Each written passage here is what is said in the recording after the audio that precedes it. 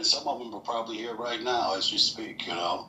But the biggest thing about when you're dealing with terrorists and stuff is that you have to understand that, you know, I'm an American, number one. Don't ever get it twisted. And I have served.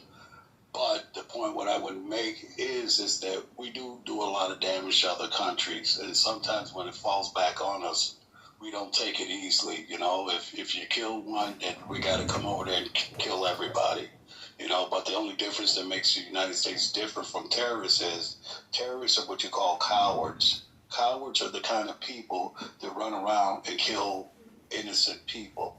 And that's not how it's supposed to be. And a lot of times when you do go to war like Afghanistan and, you know, you go through all that with Gaddafi, I go on and on and on from Pineapple Face and on and on and on.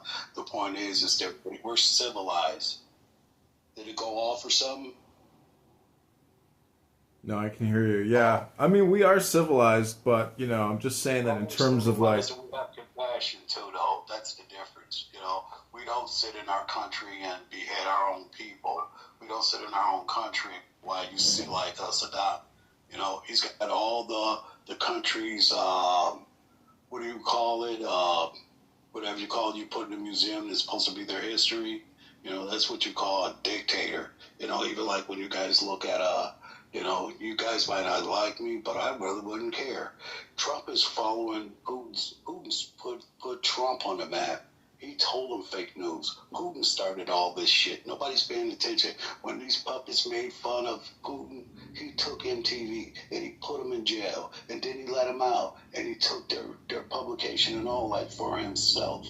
And those are the things you don't understand with dictators. And these guys says fake news, you know. And I was a big Trump fan before he did what he did.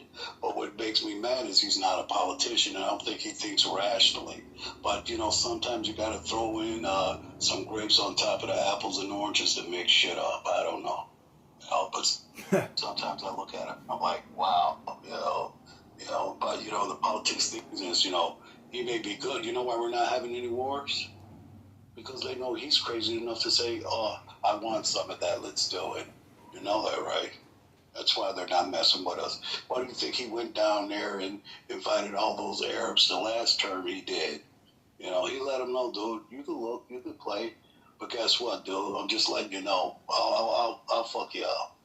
You know, he's kind of, he's irrational, dude. You know, he's the guy you want if we go to war, though. In the office, I hate to say it.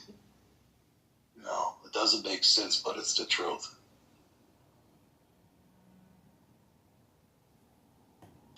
You got a very quiet room.